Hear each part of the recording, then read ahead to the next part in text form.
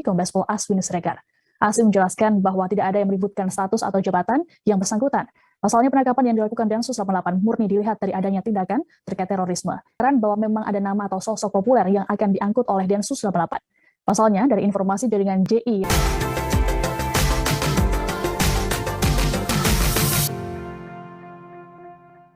Hai guys, Assalamualaikum warahmatullahi wabarakatuh. Salam sejahtera untuk kita semua. Mengungkap Densus 88 ada tokoh terkenal bakal ditangkap. Artikel dari Anto Cahaya. Tapi guys, sebelumnya seperti biasa ya, siapkan dulu nih secangkir kopi hangat dan mari kita sebentar berselancar bersama di kanal YouTube kesayangan yang terkenal cerdas dan bernas ini. Oke guys, sebelumnya seperti yang sudah kita ketahui bersama ya, Detasmen Khusus 88 Anti Teror Polri ini menciduk 3 tersangka terorisme, yakni Ketua Umum Partai Dakwah Rakyat Indonesia atau PDRI Farid Ogbah alias FAO, kemudian Ahmad Zain Anaja alias AZ dan juga Anung Alhamad alias AA di wilayah Bekasi, Jawa Barat beberapa waktu yang lalu. Penangkapan ketiga terduga teroris di atas ini atas olah hasil pengembangan berdasarkan keterangan dari 28 orang jamaah Islamiyah atau JI yang telah tertangkap sebelumnya guys. Jadi Detasmen Khusus 88 atau Densus 88 dalam hal ini telah bekerja secara profesional ya. Mereka melakukan pengembangan berdasarkan keterangan orang-orang yang telah ditangkap dan juga kemudian mengorek keterangan lebih dalam lagi, dan kemudian Densus 88 ini juga mengantongi petunjuk orang-orang yang disinyalir terafiliasi dengan kelompok jaringan teroris Jamaah Islamiyah atau JI. Hal ini terungkap setelah Kepala Bagian Bantuan Operasi atau Kabak Banops Densus 88 Polri, Kombes Pol Aswin Siregar mengatakan di depan awak media tidak menutup kemungkinan akan meringkus kembali pihak yang terkait dengan jaringan teroris JI tersebut guys. Bahkan dia pun juga menyebut tangkapan berikutnya ini bisa menggegerkan publik. Ini sangat menarik ya, dan berikut adalah pernyataan Kombes Pol Aswin Siregar beberapa waktu yang lalu. Ini masih banyak lagi sebenarnya. Nanti mungkin kita tidak mau berandai-andai bahwa kalau ada penangkapan selanjutnya, nanti akan mengejutkan lagi. Siapa lagi nih orangnya? Begitu kata Aswin saat konferensi pers di Gedung Divisi Humas Mabes Polri pada Kamis 25 November 2021 lalu guys. Nah kemudian saat dikonfirmasi lebih lanjut, Kombes Aswin ini mengatakan siapapun yang ditangkap nantinya, maka publik diharapkan tidak meributkan status ataupun juga jabatan yang bersangkutan ya. Sebab yang menjadi dasar dari Densus 88 bertindak ini adalah adanya bukti keterlibatan yang cukup terkait perkara terorisme. Wow. Apa yang disampaikan oleh Kombes Pol Aswin di atas ini tentu tidak main-main ya guys. Sebuah sinyal yang sangat kuat. Siapa ya kira-kira tokoh terkenal dan nakal yang gegerkan publik yang dimaksudkan tersebut? Oke, tapi sebelumnya mari kita sedikit flashback guys, dan mencoba merangkainya satu persatu sehingga membentuk sebuah petunjuk atau bahkan sebuah kesimpulan. Sebagai gambaran guys, penangkapan Farid Ogbah atau kemudian Ahmad Zain Anaja dan juga Anung Alhamad beberapa waktu lalu ini cukup menghebohkan publik ya, sebagaimana yang sudah kita ketahui bersama. Sebab ketiganya ini dipandang sebagai tokoh ulama oleh kalangan tertentu ataupun juga mazhab tertentu guys. Bahkan Farid Ogbah ini juga diketahui memiliki hubungan secara personal yang baik dengan Gubernur DKI Jakarta saat ini yaitu Anies Baswedan. Bahkan buku karya dari Farid Ogbah ini dibaca oleh Anies Baswedan loh guys. Gambaran di atas pun juga sudah lebih dari cukup ya bagaimana kedekatan antara keduanya. Buku ini tidak hanya jendela dunia tapi juga cara orang berkomunikasi untuk menyamakan persepsi. Nah lebih lanjut lagi guys, jika kita perhatikan dengan seksama, ini ada sebuah gerakan yang soft sekali, di mana mereka sudah masuk melalui tokoh yang mereka anggap bisa sebagai pintu gerbang ke arah perjuangan. Tokoh-tokoh yang antara sadar dan tidak ini dijadikan batu pijakan ya. Sampai di sini saja kita dapat membaca polanya. Jadi betul apa yang dikatakan oleh mantan Ketua BIN AM Hendro Priyono saat menjadi tamu di podcast Deddy Corbuzier, para teroris itu akan mendukung salah satu tokoh untuk memuluskan jalan mereka. Selanjutnya, Kombes Pol Aswin ini mengatakan Densus 88 ingin membuat publik mengerti apa yang menjadi dasar bagi Densus 88 dalam bertindak, yaitu bukti permulaan yang cukup terkait perkara tersebut. Jadi, jika nanti ada penangkapan, agar kita semua tidak lagi meributkan status para tersangka yang ditangkap, khususnya secara sosial, politik, dan juga institusional, kata Aswin ketika dihubungi Tribun Network pada Selasa 30 November kemarin. Aswi pun juga menegaskan guys, penangkapan dilakukan semata-mata berdasarkan alat bukti yang dimiliki oleh penyidik Densus 88. Karenanya, dia meminta publik tidak salah mengartikan bahwa pihaknya sudah menargetkan pihak-pihak tertentu dari jauh-jauh hari. Dengan kata lain, bahasa sederhananya, Densus 88 tidak dijadikan alat politik, semua berdasarkan profesionalisme kerja semata. Jadi tidak ada menyasar siapapun. Penyidik hanya berdasarkan penangkapan tersangka berdasarkan alat bukti yang diperoleh dari investigasi kami, ucapnya begitu. Nah, yang menarik dari 24 terduga teroris yang telah ditangkap, satu diantaranya bernama Fitria Sanjaya guys. Kami akan ajak untuk melihat dari sisi pendanaan dari mereka. Fitria Sanjaya ini berasal dari Yayasan Baitul Mal Abdurrahman bin Auf atau LAS-BM-ABA. Yayasan ini guys terdengar tidak asing ya bagi kita, lantaran baik Farid Ogbah dan juga Zain An-Najah ini ada di dalamnya.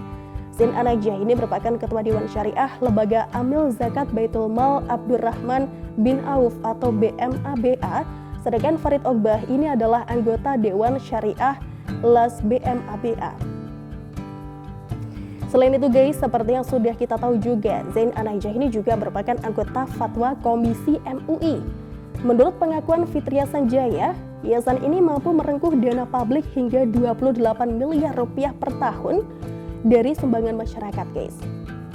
Dan dari dana sumbangan masyarakat inilah untuk membiayai seluruh aktivitas yang diduga terkait dengan terorisme Jamaah Islamiyah atau JI. Sungguh mengerikan bukan? Dalam pengakuannya, Fitria Sanjaya yang merupakan salah satu pimpinan Yayasan BMABA ini mengaku bahwa memang tidak ada audit yang dilakukan oleh organisasi maupun pihak Dewan Syariah di yayasan tersebut guys. Fitria pun juga mengakui bahwa Farid Ogbah yang ditangkap di Bekasi, Jawa Barat beberapa waktu lalu ini adalah salah satu petinggi lembaga tersebut. Seperti yang sudah kami singgung di atas ya. Soal keuangan ini, menurutnya pihak yayasan cuma melihat besaran angka yang disetor untuk organisasi. Dan berikut saya hadirkan pernyataan dari yang bersangkutan. Pada tahun 2014 sebagai contoh, yang harus disetor ke Jamaah Islamiyah ditargetkan 500 juta. Ternyata saya mampu 50 juta. Tahun selanjutnya hanya mampu 150 juta. Mereka para Dewan Yayasan Majelis ABA melihat kita dari hasil kuota yang disetorkan. Papar Fitria Sanjaya kepada Kompas TV pada Jumat 26 November 2021 lalu guys. Meski begitu ya, kata dia, jumlah secara total dari berbagai kotak amal dan juga yayasan yang terafiliasi dengan yayasan ini pun mencapai jumlah yang fantastis guys. Selain melalui Yayasan Majelis ABA, ada pula Syam Organizer. Bahwa pada waktu penyitaan di kantor pusat di Syam Organizer, itu disita duit cash sebesar 944.885.500 rupiah. Ini banyak sekali. Sementara dalam keterangan persnya, Kepala Bagian Bantuan Operasi atau Kabak Banops Densus 88 Anti Teror Polri, Kombes Aswin Siregar mengatakan, pihaknya ini menemukan sejumlah bukti besaran uang yang digunakan kelompok ini guys. Ada yang bilang keterangan tersangka ini bisa sampai 70 miliar rupiah setahun sebenarnya. Ini terkait keuntungan. Tapi kami tidak punya bukti itu dalam konteks pemeriksaan laporan begitu, katanya kepada wartawan pada Jumat 26 November 2021 lalu guys. Pendanaan bagi kelompok ini pun juga tentu saja darah segar ya, agar aktivitas mereka bisa terus berjalan.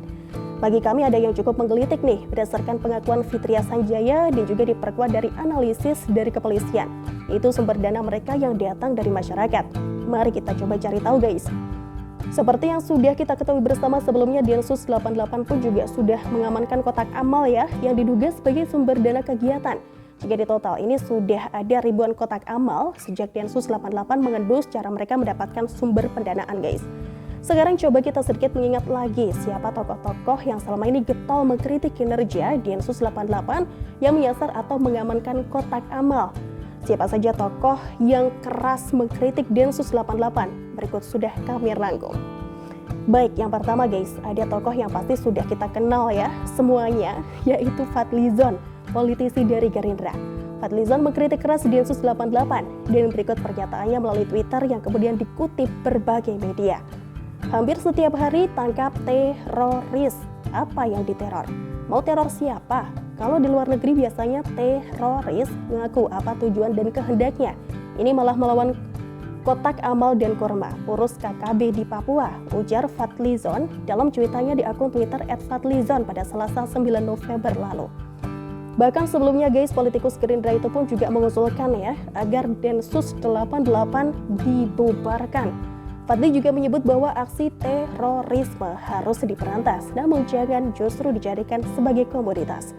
Narasi semacam ini tidak akan dipercaya rakyat lagi. Berbau Islamofobia, dunia sudah berubah. Sebaiknya Densus 88 ini dibubarkan saja. Teroris memang harus diberantas, tapi jangan dijadikan komoditas. Demikian cuitan Fadlizon pada Rabu 6 Oktober 2021. Bisa lanjut ngopi ya guys? Kemudian yang kedua, ada Wakil Ketua Majelis Ulama Indonesia atau MUI, Anwar Abbas juga melemparkan kritik serupa. Anwar ini meminta Densus 88 tidak hanya sibuk mengambil kotak amal yang diduga untuk mendanai kepentingan kelompok teroris mata guys. Ia pun juga meminta Densus 88 Polri turut menangkap para teroris kelompok kriminal bersenjata atau KKB di Papua. Pernyataan dari Fadli dan juga Abbas ini keluar setelah Densus 88 menyita ratusan kotak amal milik Yayasan Amal bernama Las ABA dalam operasi penangkapan terhadap sejumlah tersangka dugaan kasus terorisme. Bahkan guys, Anwar Abbas ini dalam berbagai kesempatan ya juga terlihat terlebih sesaat setelah Densus 88 bekuk 3 terduga teroris di Bekasi, yang salah satunya adalah MUI tersebut sepertinya hendak berusaha memframing diri sendiri seolah-olah ia pun juga akan kena tangkap dari Densus 88 ya.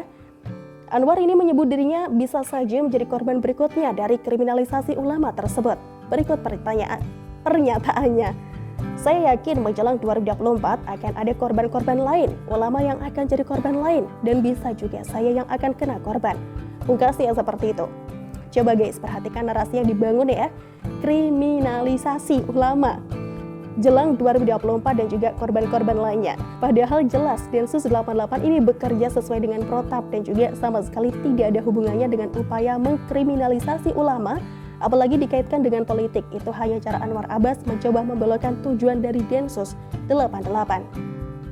Baik guys, sekarang kita lihat ya seperti pepatah, siapa berkotek, siapa bertelur, yang artinya siapa yang bersuara terlebih dahulu, ini biasanya dialah yang berbuat. Dan ini sudah sebuah kecenderungan umum ya. Pada dasarnya maling tidak suka dengan penjaga keamanan, penjahat juga tidak suka dengan polisi, koruptor pun juga tidak suka dengan KPK, musuh negara tidak suka dengan tentara, dan teroris tidak suka pada Densus 88. Sesederhana itu. Selain tokoh-tokoh di atas, siapa lagi yang berkotak guys menurut kalian? Selain Fadlizon dan juga Anwar Abbas. Ada satu lagi guys, yaitu yang ketiga, ada Mardhani Alisera, politisi dari PKS.